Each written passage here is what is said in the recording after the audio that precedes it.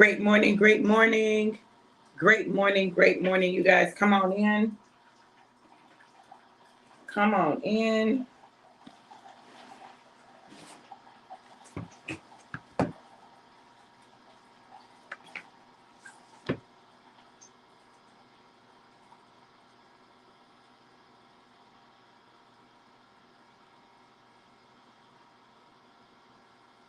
Come on in.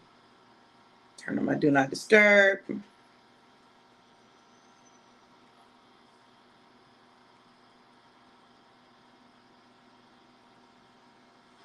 Great morning, April. Thank you for sharing.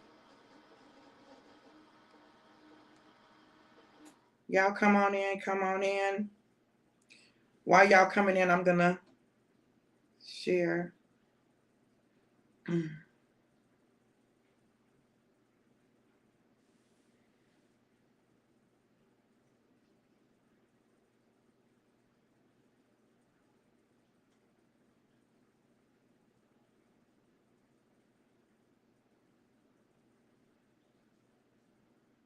Come on, come on, come on. Hey, Mike. Hey, Rena. Y'all, let me grab my water for my coffee. We're going to do our live shots, and we're going to get started. So y'all bear with me just a second.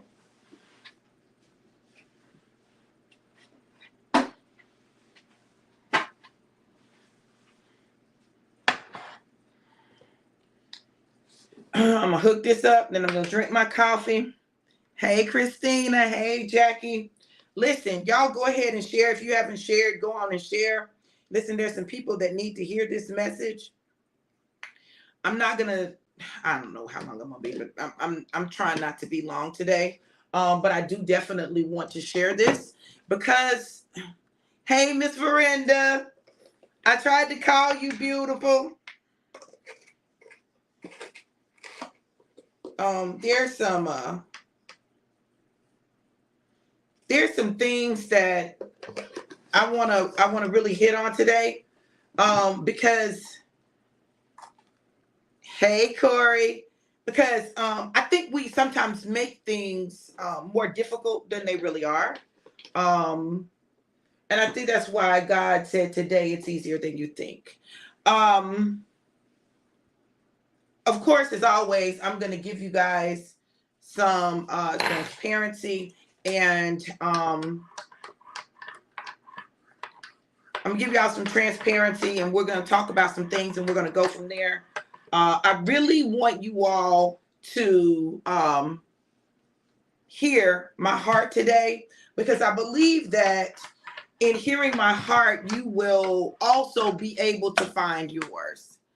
Hey, Prophetess, how you doing, birthday girl? Prophetess Stacy had a birthday this past week as well. I'm gonna take my live shot. I just want to get my coffee ready. A live is a little easier. I just shake, pour, and sit. Okay. I'm sure it's all right. Yeah. All right. So if you got your alive, get your alive, get your alive, get your alive. Let's shake it up and let's take a shot. We're going to shake it up and take our shot. All right. Let me pour it up. Let me pour it up. Hey. Let me pour it up. Let me pour it up. Hey. So here's to growth. Here's to overcoming fear. Here's to walking in boldness and the courage of God. Cheers.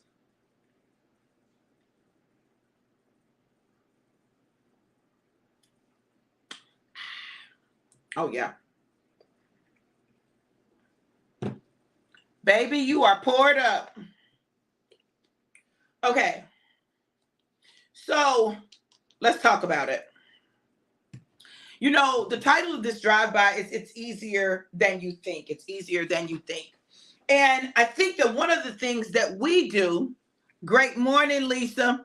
Is we make things difficult and then we don't do them because we feel like it's hard or it's too hard or we're afraid of how things are going to be received. Listen, I'm gonna tell y'all something. It's easier than you think. And the reason I say it's easier than you think is that our mind will keep us in a place where we can't do things that God is calling us to do because it's overwhelming to us. Um, honestly, y'all, normally I really struggle at the end of the term. It's the end of the term. And I just had to get grades in. And normally today I would still need to get my grades in. But you know what? I've realized that one, there's some things that I have to do for my body in order for my body to cooperate with me. I want to do things in my mind. I can see myself doing them, but my body doesn't want to respond. So what I've had to learn is, and what I'm learning is that when I give my body what it needs, it will do what I need it to do.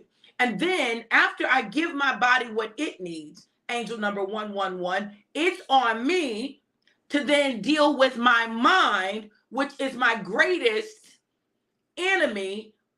Let me not say enemy, which is my greatest challenge because my thoughts will dictate my actions. So if I think, oh my God, I hate doing this. This is my least favorite part of everything. And I don't even want to do this. I don't want to do this. I don't want to do this. I don't want to do this. Then my mind is saying, I don't want to do this. And my body's going to be like, we don't want to do it either. So I won't be able to focus. I won't be able to get done what I need to get done, right? But if my body has what it needs, right? So it's not missing stuff, right? It's getting what it needs. And I'm still not doing it. It's not a physiological problem. It's a psychological problem. See the difference between the physiology, which the physiology is your body. It is your sympathetic system, sympathetic nervous system. It is your parasympathetic nervous system. It is your brain. It is your spine. It is your arteries. It is all of your organs. That's your body. That's your body. That's the physiological part of it. And if you're not getting your neurotransmitters aren't firing the way you need them to fire, you don't have the appropriate levels of serotonin, dopamine, epinephrine. If you're not getting that, if that's not happening, then you're going to be facing some challenges, right? Why? Because serotonin and dopamine, they help you to have certain emotions. Like they bring joy, they bring energy, they bring gladness. Like those neurotransmitters need to be firing the way they need to be firing, right? But then your body has needs too. So if your body is fatigued and it doesn't have the energy that it needs, that is problematic because now your body may want to do it, but it can't do it. It doesn't have the wherewithal to do it. It's one of the reasons that I drink my Alive every morning because it helps with my energy level. It helps to give me, it helps to increase my mood. It helps to get my metabolism going. So it gives me some things, helps to suppress my appetite. So it gives me some things that I need to be able to get going. And then I use my sprays, like my Empower spray. It gives me energy, helps with my focus, helps with mood. My Be Fit, it also. So the products do take care of the physiological side. Angel number 133. But it's not just about the physiology, because once you've dealt with the physiology, you've dealt with the physical, you've got to deal with the psychological. See, the fact of the matter is this. Our brains have convinced us that there are some things that we can't do.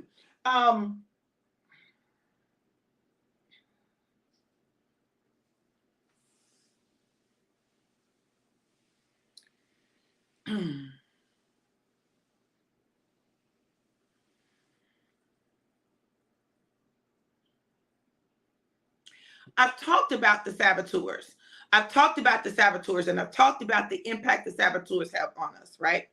So our saboteurs are these nagging thoughts, these lies that we believe that helped us survive when we were younger, but now work against us. Okay. So when we get information that aligns with what our saboteurs already believe, our saboteurs go into overdrive, convincing us that this is reality. This is reality. This is why you've got to keep the vision before you. This is why you've got to focus on who God has created you to be and not who you've become as a result of life circumstances. Because the truth of the matter is this: it's easier than you think. It's easier than you think to fall prey to it, and it's easier than you think to change it. So if it's easier than we think, why don't we do it? Well, it's part of the reason that we don't do it is we allow those saboteurs to convince us that it's the truth. We focus on, and you know, people talk about, well, you know, I just want to be real. People focus on being quote unquote real. Well, this is the thing.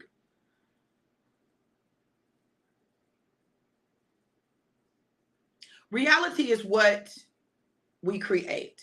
And so whether that's what you're seeing right now in the natural or not, you have the ability to change it.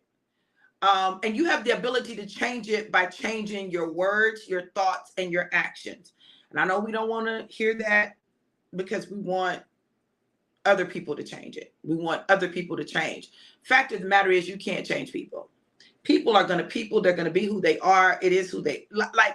They're going to be who they are until they decide to change. But what you can do is come into agreement with the self, their self that God created them to be. Even when they're not in agreement with it yet, you can come into agreement with that. You can operate on that plane, in that sphere, instead of operating where they currently are. It is that calling people up the way God calls us up. If God operated with us the way we really are, like the way we are right now, we would stay where we are or we would get worse. No, that's not what he does. What he does is he speaks to the spirit inside of us that is connected to him, which is God. It is God essence inside of us because we are God's lowercase g. He speaks to the God in us so that the God might come forth, so that it would not be so much about our mind or our body, but about our spirit. See, when the word of God says that our flesh and our spirit are at enmity with one another, they're at war with one another, it absolutely is. So then how does spirit win the war? It means that you got to give spirit greater access, which means that you got to control the body. You got to control the mind. You got to control, that physical part of you. Look, if you get to the point where you can control your body, discipline your body, that's fasting. That's where fasting comes in. Disciplining your body, that's where working out comes in. Disciplining your body, that's why denying yourself comes in. Listen, if you can discipline your body so that your body does what your spirit says, then you can move in a little different direction. And if you can discipline your body, you can discipline your mind. We've got to discipline our minds.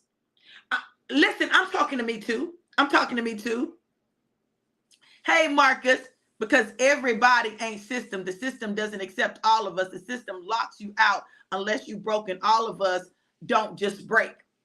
And absolutely, the system does not accept all of us. But baby, can I tell you we're part of a greater system? See, even in that, and this is where the mind comes in, right? So if we allow ourselves to be controlled by what the system does or what the system allows or what the system doesn't allow, we give the system the authority. But I know a greater power than the system. I know one greater than the system. In fact, I'm greater than the system. You're greater than the system. We can maneuver the system and change the system with our thoughts, our behaviors, our spirit, our energy. So we bend the system to our will. We can bend the system to our will. How can we do that? We must first discipline our bodies and then discipline our minds and discipline our tongues. We produce in our life what we think and what we say. We produce that. We produce that in our life. Now, it's easier to say that it's on someone else. Listen, let me tell you something.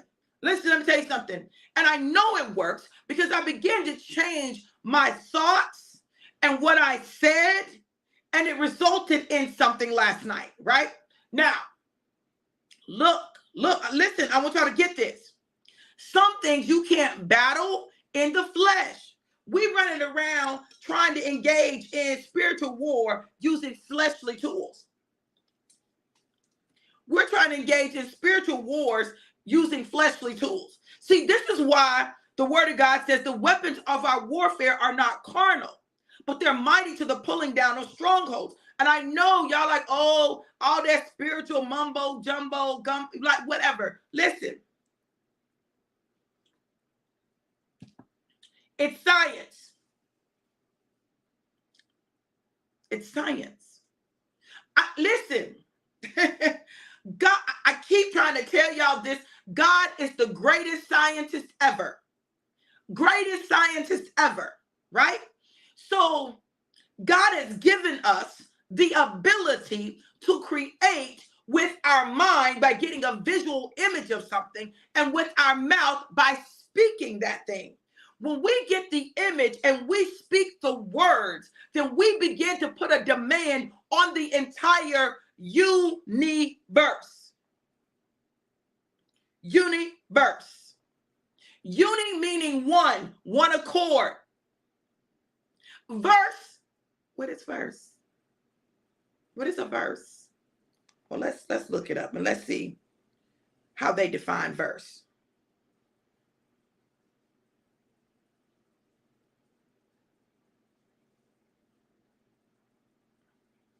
Verse.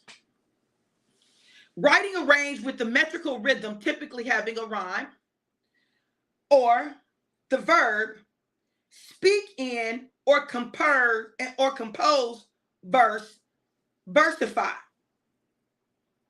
Verse, to speak in, to speak in. One, speaking in one accord. The universe speaks in one accord. Its whole purpose is to bring everything into one accord. Okay? So when we begin to align our words on one accord, so we get on one accord with what we say, what we think, and what we do, then we create a unity that allows things to manifest, to be spoken into existence, to come together because of our obedience. So the problem is we're not uni. We might be dual. That's two sides. That's double-minded. We might be tri. That's three. We could be any number of things, but what I will tell you is,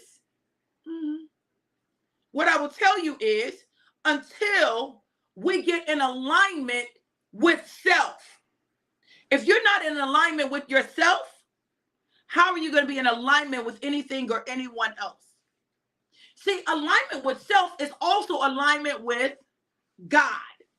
Come on, somebody. You can't be in alignment with yourself if you're not in alignment with God. Why? We are God's, lowercase g. God resides in us. And if God resides in us and what we are doing, what we are thinking, and what we are saying are not in alignment with God, we are not in alignment with self, because God is self. Self is God. We are God's, lowercase g.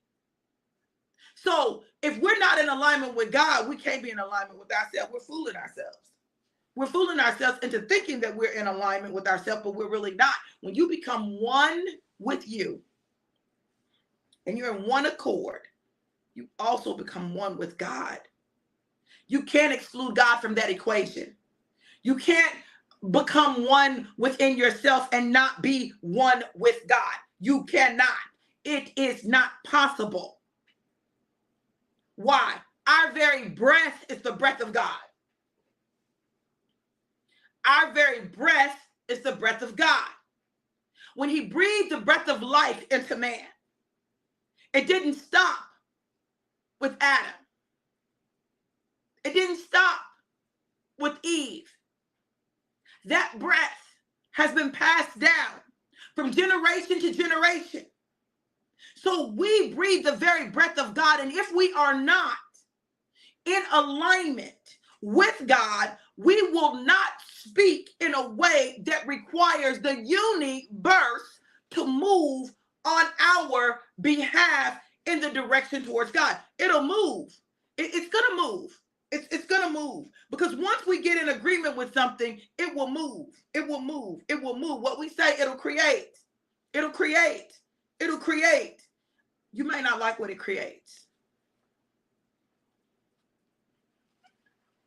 This is why negative talk and negative thought produces negative. You can't have negative and get positive in addition. A negative plus a negative is a negative. The only way negatives become positives is through multiplication. Okay, so check this out, because I want y'all to understand this. These are mathematical concepts. Listen to me. I told you God is the great scientist, right? He created everything. He created math. He created science. He created biology. He created physiology, psychology. He created our emotions. He created everything. Everything around us is God's great scientific exploits, right? So God created everything. That means that God knows how everything is supposed to operate. The problem is we're trying to operate our beings and in this world, not using God's design. We want to do it on our design. We want to do it the way we want to do it. We want to, but I'm telling you, let's talk about a little math. If you are adding and you have a negative and you add a negative, you're going to get a negative. The only way two negatives can create a positive is if you are multiplying. You've got to multiply. Listen, we were created to multiply. We were created to multiply. The enemy tricked us into thinking that we are adding and subtracting. No, we multiply and we divide. We multiply and we divide. See, we're called to higher level mathematical expressions. We're called, if you in the kingdom, listen to me now, you ought to be multiplying and dividing, not adding and subtracting. See, this is why the word of God says that when we were younger, we needed milk, right? Milk is addition and subtraction, milk. But when we mature, we need to eat the meat of the word of God. And the problem is we have people who should be mature by virtue of age, but are babies because they're still drinking milk, arguing about things that don't matter in the bigger scheme of things. See, you so busy trying to say what somebody else should do and how they should live and what they should believe that you are subtracting. You ain't even adding, you just subtracting. Instead of multiplying and magnifying. I don't mean no harm, and forgive me if I step on your toes, but listen, I don't want to follow you if you're not multiplying. If all you're doing is adding and subtracting, I don't want to follow you. I want to follow someone who is multiplying. See, Jesus multiplied the 5 loaves and the 2 fish. They multiplied. He didn't add. They multiplied. He broke them and they began to multiply. See, y'all are sleeping on the spiritual principles of the word, but you saying the word out your mouth, but your mind is so far from what he was talking about. Look.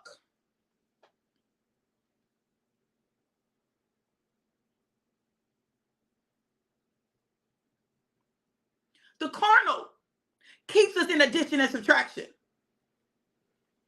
In the spirit, multiplication and division. Now, y'all may say, Dr. V, why are you talking about division? For this reason. God divided the Red Sea so that they could walk across on dry land.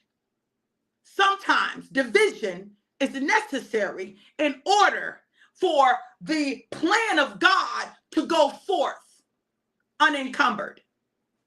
Huh? Let me break this down for you. Y'all, first of all, let me say this. Y'all know this ain't nothing but God, because I wouldn't think about none of this, and I don't think I've ever said any of this. When Moses stretched out the rod and divided the Red Sea, divided it, right? And divided the Red Sea, and the children of Israel walked across, not on muddy ground, on dry ground. Their feet weren't getting stuck. Their shoes weren't muddy. They walked across on dry ground. If you want to walk across on dry ground, why would you think that you would be able to get to your promised land, to come into a land of freedom without there being some division? The principles of God are the principles of God. And when we look at these stories, we look at them wrong. We look at them just at the surface level, which is, oh yeah, Moses parted the Red Sea and they walked across on dry ground. But you don't understand that you're going to have to part a Red Sea. There's a rod that you're going to have to extend that's going to divide. There's a rod that you're going to have to stretch forth that's going to divide. It's going to divide. What did I say? It's not going to add. It's not going to subtract. It's going to divide. There's going to be a division so that you might be able to walk across on dry ground to get to the promised land. And listen, based on your response on your choices and on your actions, you will determine how long it takes you to get to the promised land.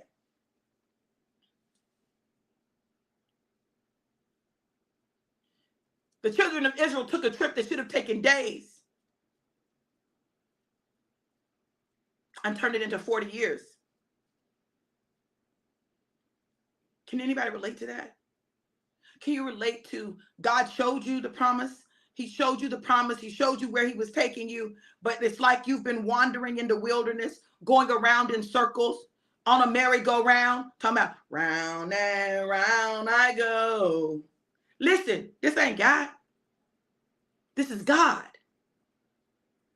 God can talk about round and around, but that's not, listen, God wants to get us there, but sometimes we got to be left in the wilderness. We've got to go around and round because we're not learning the necessary lessons in order for us to get to the promised land without all of this baggage that we're going to take in there.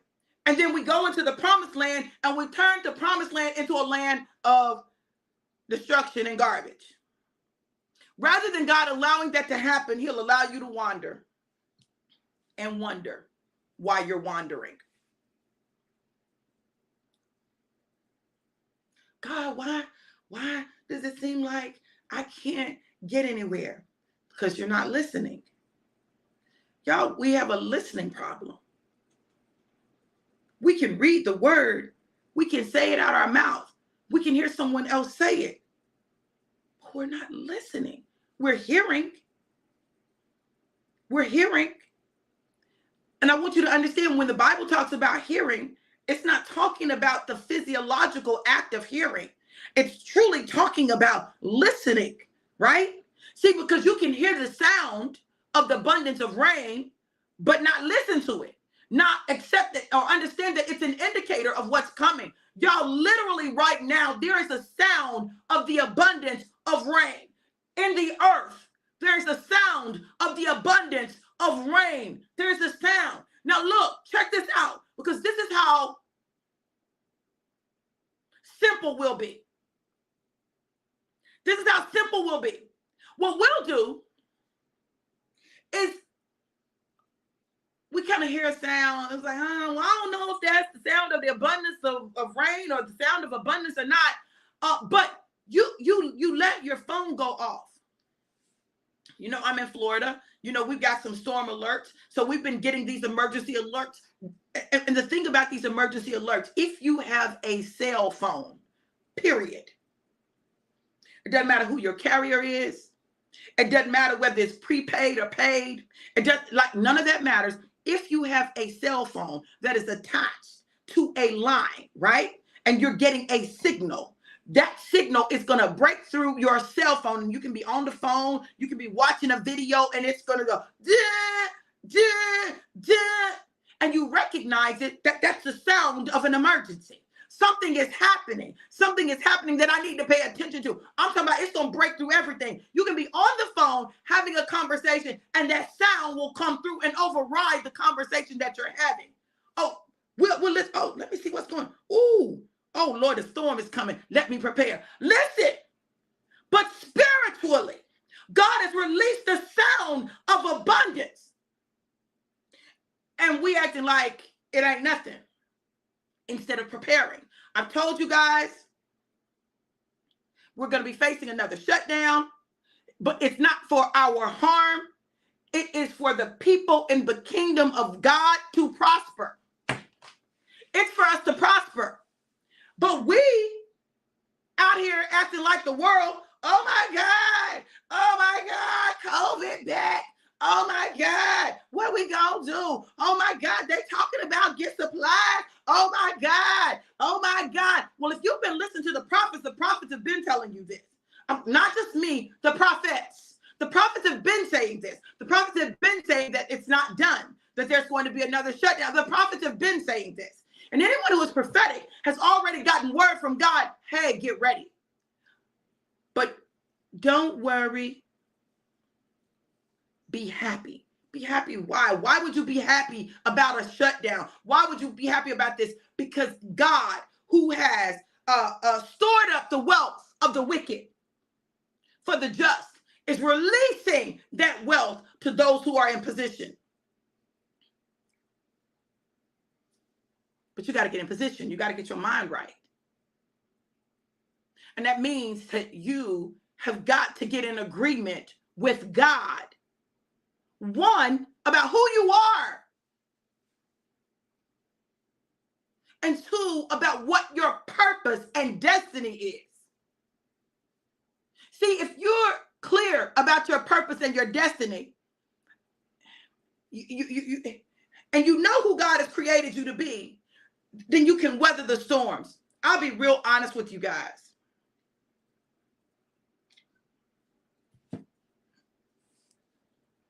I've been going through family challenges. Man, after that conference, man, when I tell you the enemy been hitting us left, right, boom, boom, 1-2 punch, but what he can't do is knock us out. But last night, I had a conversation, and when I tell you, I felt that knot in my throat. You know that knot you get when you feel like you're going to cry, but you're trying to keep from crying. I got that knot in my throat. And one of the things was people not understanding my moves, right? Literally and figuratively, right?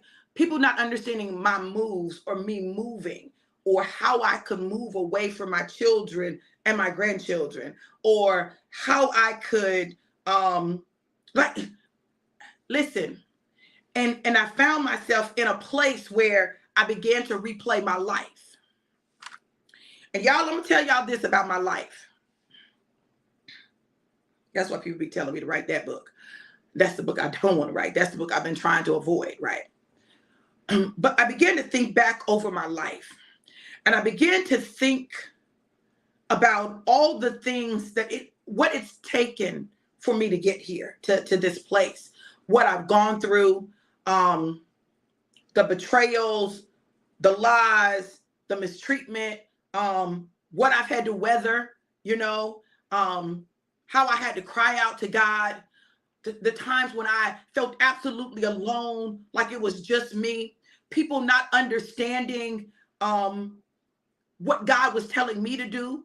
And I get that it's not for them to understand. So they're not going to understand, because sometimes he's got to divide in order to get you across the dry land to the place where he's going to show you, to the place where he's taking you. And if you notice in the Bible, when God is taking people somewhere, they never know exactly where they're going to end up. He just tells them to go. and they just have to follow his instructions. And he sends signs, right? To let them know, okay, you're on the right track. He sends signs, and no, turn back around. No, you missed that one. You missed that one. You missed that one, right? But at the end of the day, they got there. Okay. Hopefully that'll encourage those of you who feel like you're out here by yourself and you don't know what to do. It's intentional. It's by design, because God doesn't want you to do it, right? He wants you to follow him and let him take you where he's going to take you. But as I was looking back over my life, and I was talking to one of my sons, and he was talking about things that he remembers us going. See, I've lived in a lot of places. Because God will have me on assignment. It's rare I stay any place a long time. But because he has me on assignment, and he will move me when he wants to move me. It's not about what I want. It's about what he needs. And so when an assignment ends, he moves me, right? So we were talking about that journey. And I remember being in Lincoln, Nebraska. And I remember being in Lincoln, Nebraska. And I remember, because I did not have family in Lincoln, Nebraska. I didn't even know there were Black people in Lincoln, Nebraska, but it's where God sent me. And I remember being there, and I remember the secretaries thinking, because their checks got stolen, that the Black people, which was me and my graduate student who had just gotten there, must have taken it. The feeling of indignation that the secretaries would think that as a professor, I stole their check. The things that I went through, the things that I endured, being there, me and my two sons, just us. So there was no family that I could drop my kids off with. I didn't have that. I had to build family. I had to build a support system. I had to create that. And people became family to me. That's where I really, like, my entire life has been about going places and creating family. So just the things that I had to do in order for us to survive there in Lincoln, Nebraska by ourselves, right? Having to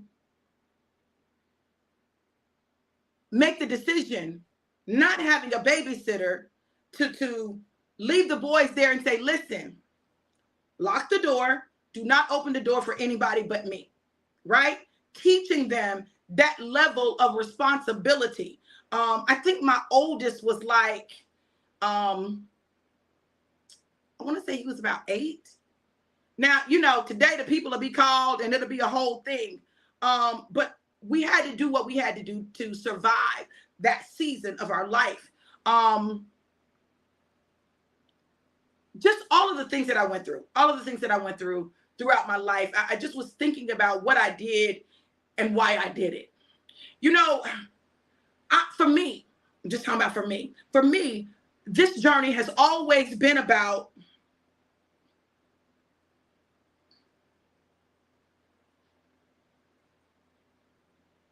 helping people. It's always been about helping people. Yes, there are things that I want, absolutely, and I'm going to have them. There are things that I pursue, absolutely, and I deserve them.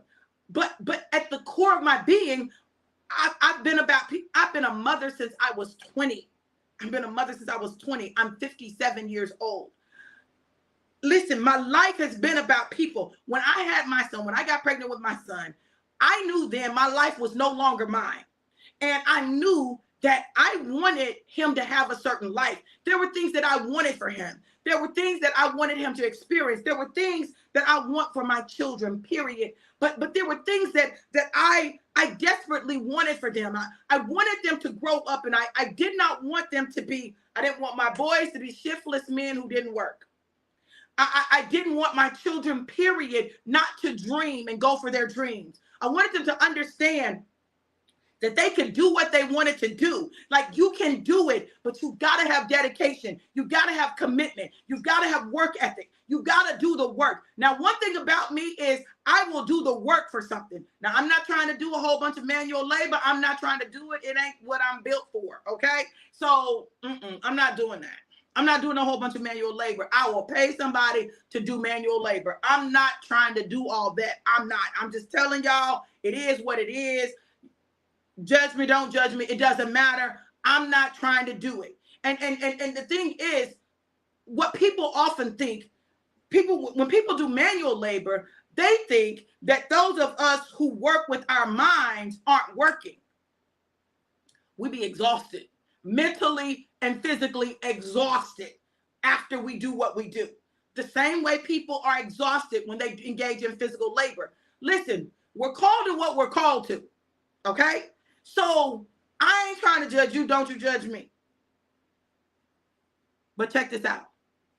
As I was looking back over my life, I realized that I'd done my younger children a disservice. I did them a disservice because I was so busy, and it's not that they got everything they wanted. They didn't. They didn't get all the latest. They didn't get $100 pairs of tennis shoes. They didn't get that.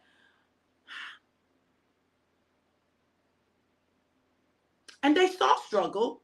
They went through some struggle.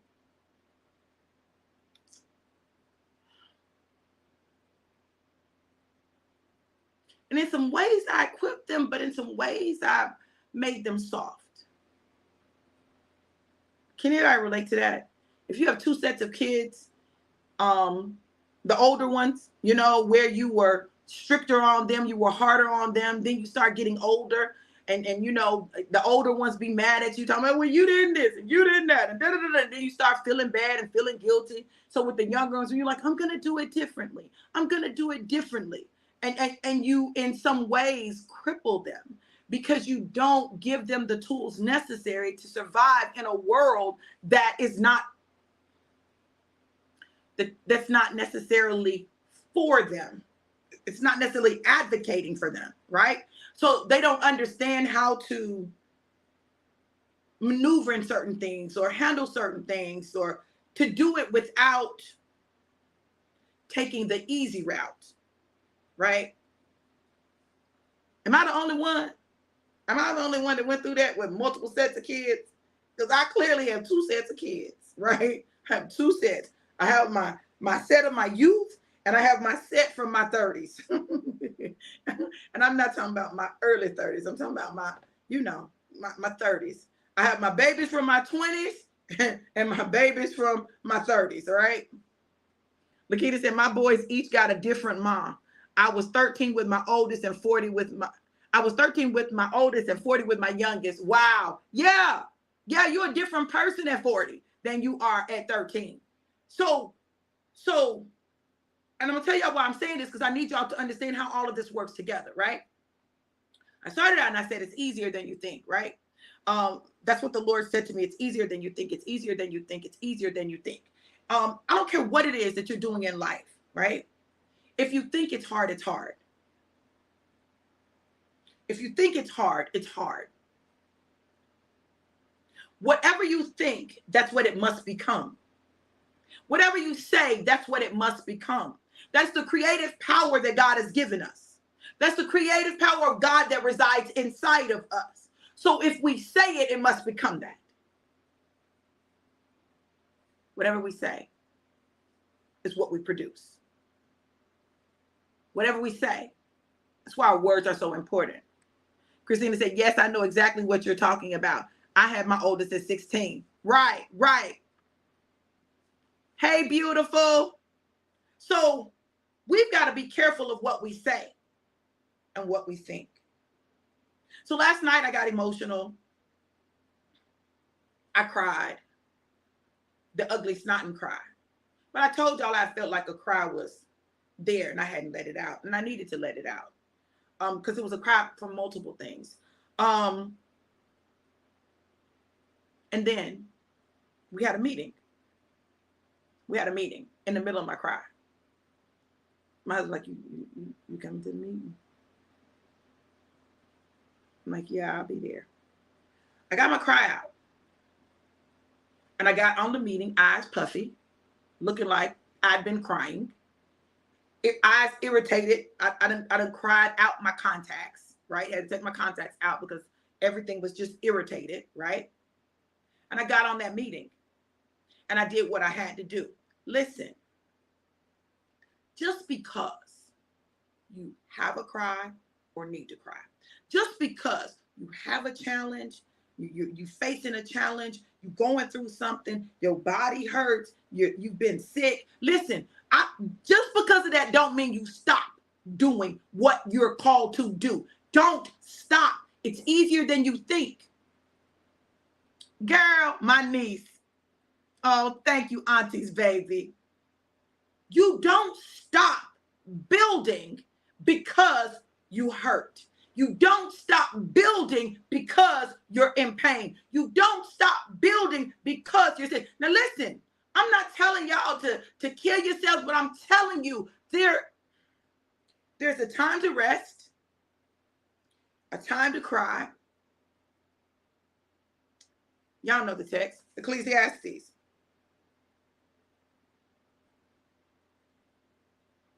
This was the last message my father, who raised me, heard me preach on my birthday, right? Before he died. And I'll never forget that. Because that text is one that sums up life, right? Ecclesiastes. Written by who? Solomon. Y'all pay attention. Wisdom.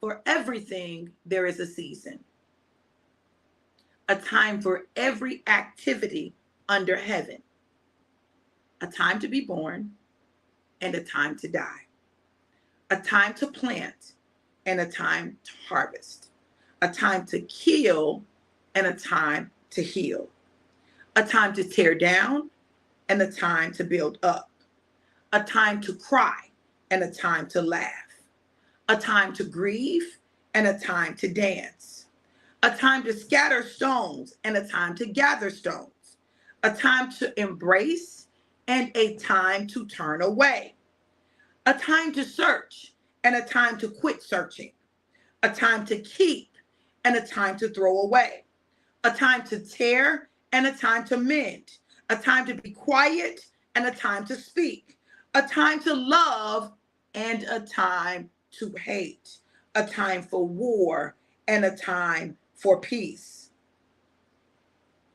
What do people really get for all their hard work?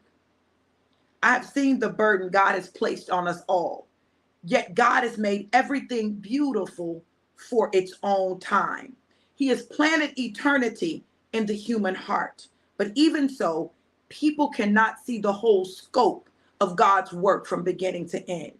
So I concluded, there is nothing better than to be happy and enjoy ourselves as long as we can. And people should eat and drink and enjoy the fruits of their labor, for these are gifts from God. And I know that whatever God does is final. Nothing can be added to it or taken from it. God's purpose is that people should fear him. What is happening now has happened before, and what will happen in the future has happened before, because God makes the same things happen over and over again. Now, some would say it shows the futility of life. But what it shows me is that when we can discern the time and the season that we're in, we can allow our actions to match the season and the time. Listen, I know that the enemy would desire that I be in a place of questioning me, questioning who I am, or did you do everything right? Well, we know we didn't do everything right. Like, that ain't even a question. I don't even know why you asked that question, because no, you didn't, right?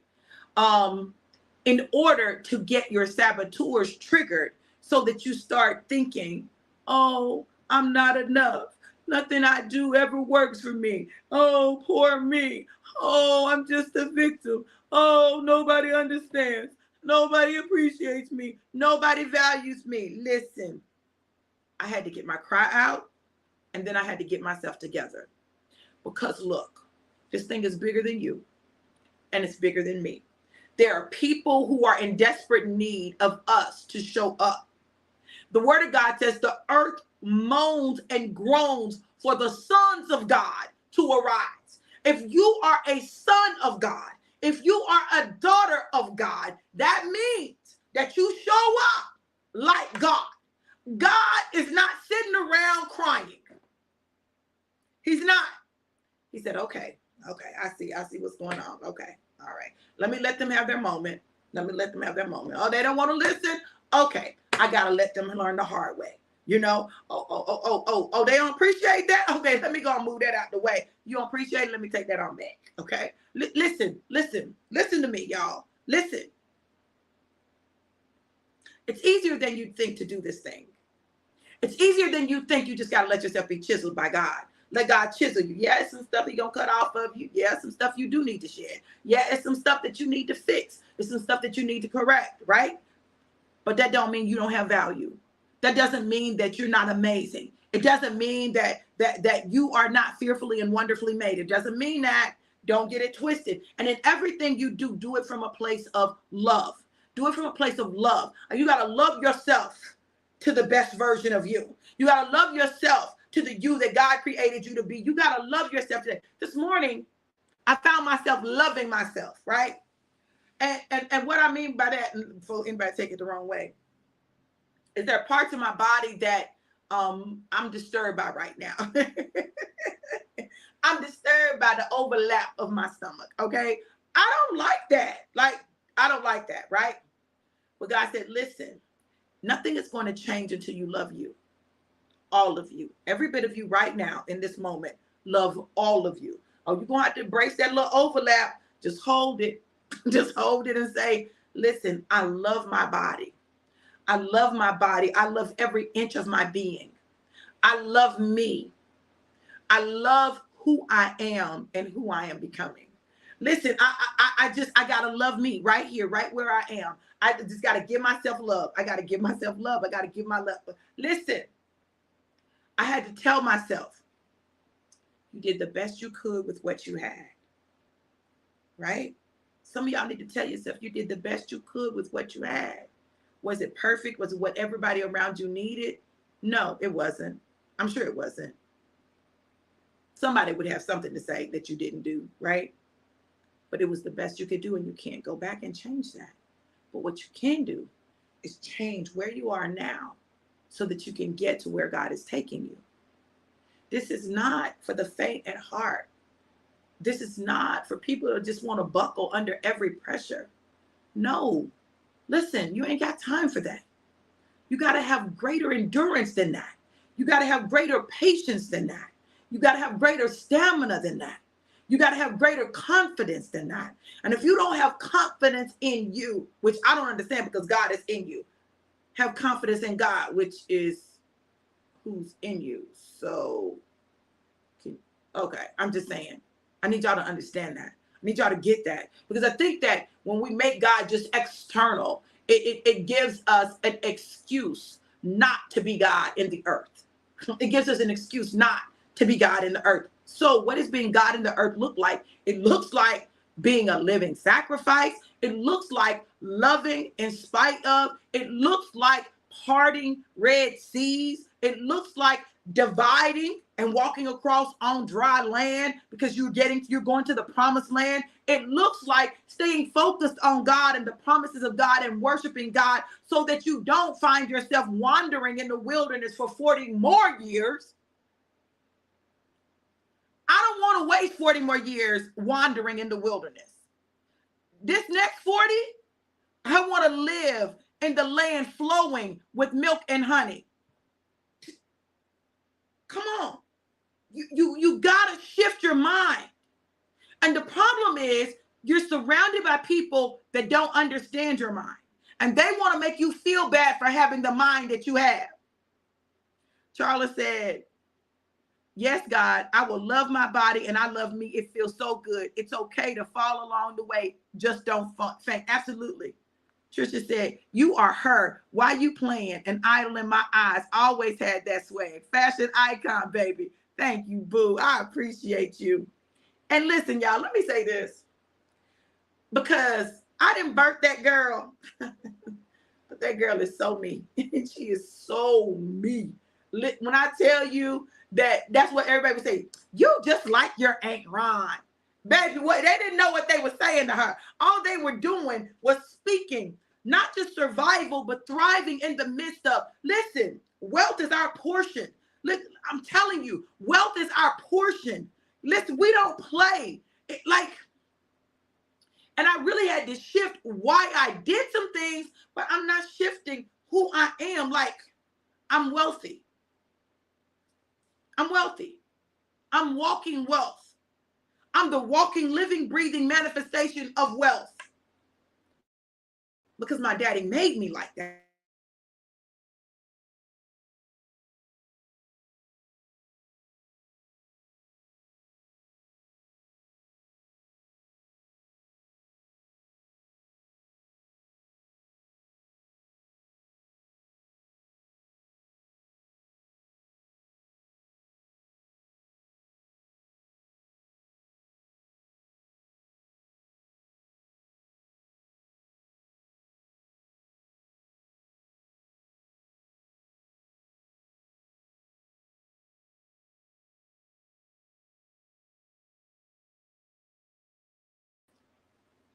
Oh, y'all see that? Y'all see that? See, the enemy was fine when we was talking about that other stuff. We start talking about wealth, he gonna pull the plug. He is a liar and the truth is not in him. You got to understand that God is trying to get us to a place of abundance, but it requires us being positioned. It requires us being open to how God is going to do it, not how we think he's going to do it, not what we think he should do or how we think he should do, but how God is going to do it, how he's doing it. Listen, God has a plan, and this plan is one that is designed to prosper you.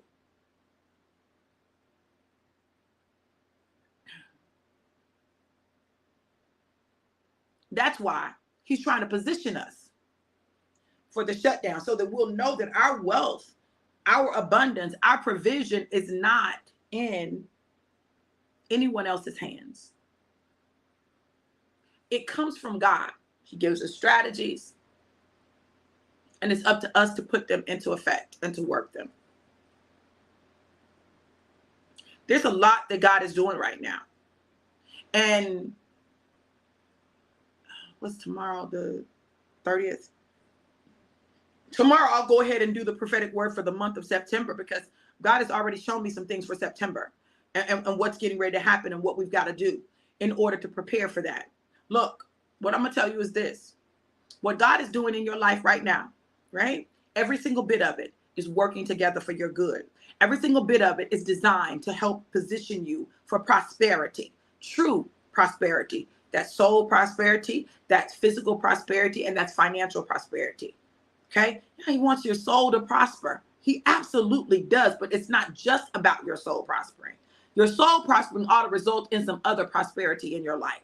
Listen, and when it's not, you need to check what's going on. You may need to stretch out the rod and divide the Red Sea so you can walk across on dry land. You got to make some decisions. You have to. And then you have to go to work. So this morning, you know, we were out of town because of Mama's birthday. And so we got back yesterday. I had to finish grading. So I went to the gym on, when did I go? Thursday or Friday? I got my membership. And I'm going back today. So today, the journey starts. No, it starts. Why? Because I love myself enough to know that there's some things that I've got to do. I love myself enough to hold myself accountable. I love myself enough to know that my discipline's got to elevate. I love myself enough to recognize it and then be willing to do the work. I'm telling y'all, see, Keep playing with it. Keep playing with life. Keep playing with your purpose and your destiny. Keep playing with it. And you're going to look up and it's going to be another 20 years that's passed. Another 30 years that passed. Another 40 years that's passed. And you still talking about what God showed you. But you ain't doing nothing to manifest it in this earth realm. And you have the ability to do so. God has given us the ability to obtain wealth. So when we don't have wealth, we're not tapping in. We got to tap in and evolve and grow and mature. We got to tap in. Stop tapping out because it's hard. Stop tapping out because somebody said something. Stop tapping out because somebody felt away. Stop tapping out because somebody left. Stop tapping out because somebody said something bad about you. Stop tapping out. That ought to increase your desire to not just tap in, but stay plugged in. Plugged into the source, because God is the source. Nothing that I do in and of myself is that's not it. It's all about being plugged into the source, right? Tapping in to God inside of me and doing what it is that he is requiring of me. He's requiring some things of me and he's requiring some things of you. So what you gonna do? It's time to do it. Stop running. Stop hiding. Stop playing addition and subtraction. Multiply and divide when necessary. Abraham and Lot had to divide. Abraham divided up what he had, and he told Lot, you go ahead and take first pick. Just tell me what you want, and I'm going to give you that. And then God still multiplied Abraham some more after the division, because there were some things he couldn't give Abraham as long as Abraham was still connected to Lot. Who is the Lot in your life that you need to divide from? Who is the Lot in your life that you need to draw that line for? Tell them, go on, take whatever you want. That's why I've never had a problem walking away from stuff, because God always multiplies and gives me back more than I had previously. Stop trying to fight over stuff. Let them have that stuff, because unlike them, you're already plugged in enough for God to give you what you need in order to build wealth. Thank God for the division of your life. Thank God that he separated you. Thank God that he's kept his hand upon you. And thank God for what he's already done in the spirit that's about to show up in the natural. I pray that this word has blessed you, and I pray that you understand that it's easier than you think. And understanding that it's easier than you think, I want you to know that what you put your mind to, you can produce. Stop playing small. Stop being little so that other people won't be offended or feel a type of way. Walk out your life journey and know that you are more than enough, that you are fearfully and wonderfully made, that you are head and not the tail, above and not beneath, the lender and not the borrower. God's got great things in store for you. Go do that. Go do that. My niece said, stop playing. You are her. You need to know you are her. You are him. You are the truth. And the only one who doesn't know it is you. And if you once knew it and you lost it along the way, you need a reminder. Go be great. Change the world. Starting with changing you. It's the great ripple effect. When you change you change everything around you. I love you guys to life and life more abundant. Have an amazing, and let me put this up here. If you guys were blessed by the word and you want to sow a seed, if you were blessed by the word and you want to sow a seed, you can do so at Cash App $DRV Johnson 777. Cash App $DRV Johnson 777. Listen, I love you guys to life and life more abundant. Have an amazing, incredible, and epic day. Be blessed. Mwah.